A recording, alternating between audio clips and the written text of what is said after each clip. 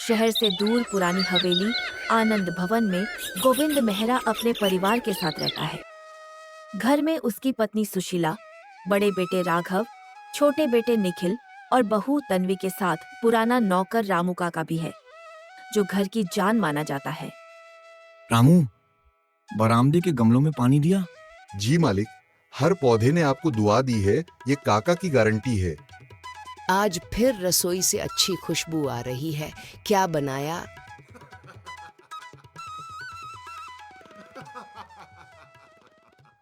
आपके घर में मैं बहू हूँ या ये रामू? हर वक्त बस रामू ने ये कर दिया, रामू ने वो कर दिया। अरे वो बचपन से हमारे साथ है, इसीलिए आदत हो गई। तू भी तो कितना काम करती है, सबको दिखता है।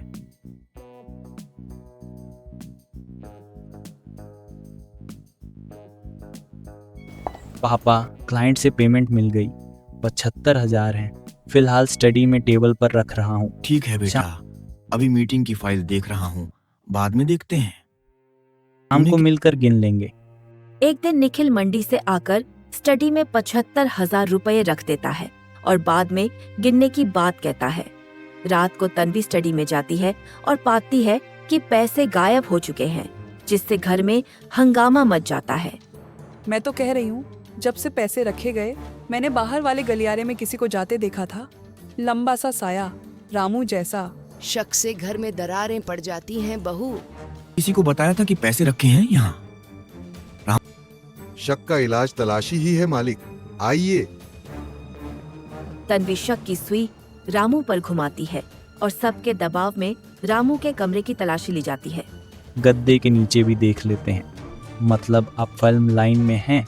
रामू के गद्दे के नीचे से नोटों का बंडल मिलता है, जिससे गोविंद का भरोसा टूट जाता है और वह रामू को घर से निकाल देता है। ये यहाँ कैसे? मालिक, मैंने हाथ भी नहीं लगाया इन पर। रामू, तेरे लिए तो मेरी तिजोरी की चाबी तक खुली रहती थी। अगर तू ही, ज्यादा कुछ नहीं कहूंगा, आज ही ये घर छोड़ दे। पुलिस नहीं बुला रहा, बस पुरानी सेवा का मान रखकर, बस अब जा। एक बात कहकर जा रहा हूँ मालिक, अगर ऊपर वाला है तो एक दिन सच आपके घर की चौखट पर खड़ा होगा। रामू घर छोड़ते समय कहता है कि ऊपर वाला एक दिन सच सामने जरूर लाएगा। नमस्ते सेठा जी, मैं भोरा। तन्वी दीदी ने कहा था काम मिल सकता है यहाँ। गांव में काम नहीं मिल रहा, कुछ भी कर लूंगा। हाँ पापा, ये हमारे गांव के पंडित जी का लड़का है। सीधा साधा है, गरीब है, घर का काम संभाल लेगा।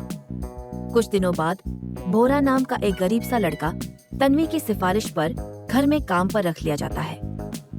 धीरे धीरे भोरा घर के हर कोने से वाकिफ हो जाता है। दीदी, अब तो मुझे हर कमरे का रास्ता याद हो गया है।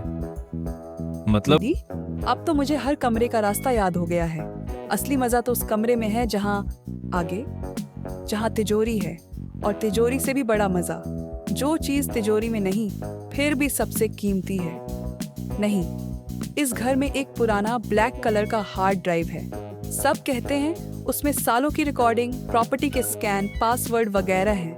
गोविंद जी के पुराने पार्टनर के सारे राज भी। बस वही असली माल है। एक बार वो हमारे हाथ में आ जाए, बाकी तो बोनस है।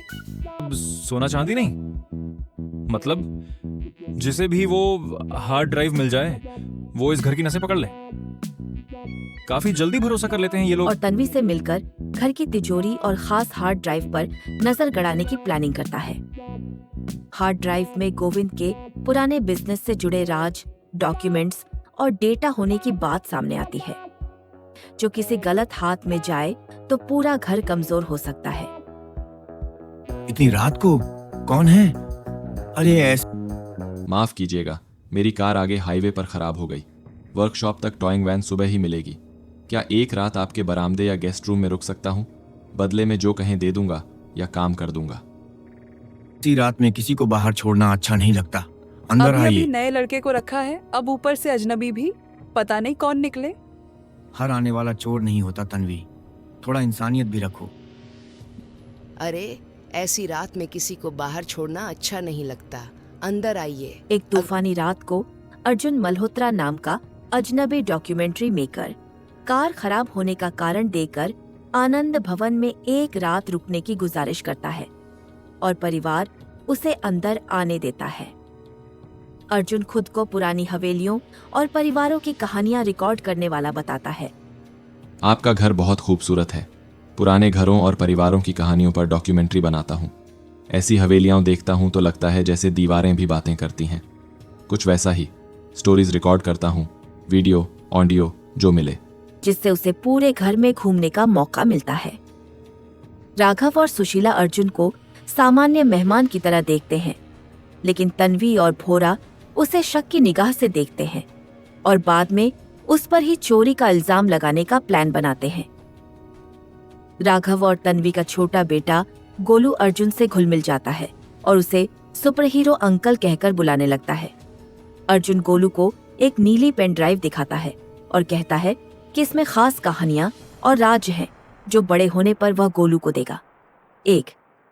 भोरा छुपकर ये सब देखता है और समझ जाता है कि अर्जुन खाली हाथ नहीं है, बल्कि उसके पास भी कुछ अहम डेटा या सबूत हो सकते हैं।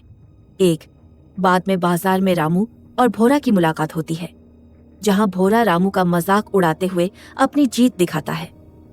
अर्जुन वहीं रामू को सहारा देता है और बताता है कि भोरा जैसा आदमी पहले भी एक घर बर्बाद कर चुका है और वह खुद ऐसी ही एक पुरानी घटना से जुड़ा हुआ है। अमावस की रात को तन्वी और भोरा तय करते हैं कि बिजली की कटी फटी रात में स्टडी से हार्ड ड्राइव और पैसे चुरा लिए जाएंगे और जरूरत पड़ी तो गोलू का इस्तेमाल भी किडनैपिंग के बहाने के लिए किया जाएगा। रात के 2 बजे भोरा नकली चाबी से स्टडी की अलमारी खोलकर हार्ड ड्राइव, रुपये और कुछ जरूरी कागज बैग में भर लेता है। इसके बाद वह गोलू के कमरे में जाता है ताकि उसे भी उठा सके, लेकिन वहां पहले से अर्जुन उसका इंतजार कर रहा होता है।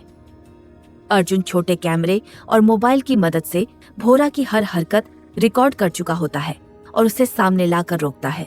शोर सुनकर गोविंद, सुशीला, राघव, निखिल और तन्वी ऊपर गोलू के कमरे पर पहुंचते हैं और तन्वी तुरंत पूरी कहानी का दोष अर्जुन पर डालने की कोशिश करती है। अर्जुन गोलू के कमरे और स्टडी में लगाए गए वाईफाई कैमरे की फुटेज टीवी पर दिखाता है, जिससे साफ हो जाता है कि चोरी भोरा और तन्वी की प्लानिंग थी। अर्जुन ये भी बताता है कि उसने पहले ही पुलिस को सूचना दे दी थी और सारे सबूत क्लाउड पर बैकअप कर दिए हैं। पुलिस के पहुंचते ही भोरा गोलू की गर्दन पर चाकू रखकर भागने की कोशिश करता है, लेकिन तन्वी से पेन ड्राइव लेने की लालच में उसकी पकड़ ढीली हो जाती है। उसी क्षण अर्जुन फुर्ती से भोरा पर झपटता है, चाकू गिरवा देता है और पुलिस वाले उसे पकड़ लेते हैं। साथ ही तन्वी को भी हिरासत में ले लेते हैं। बाद में अर्जुन रामू को वापस घर लाता है और गोविंद सबके सामने रामू से माफी मांगते हैं। रामू घर लौट आता है और परिवार को सीख मिलती है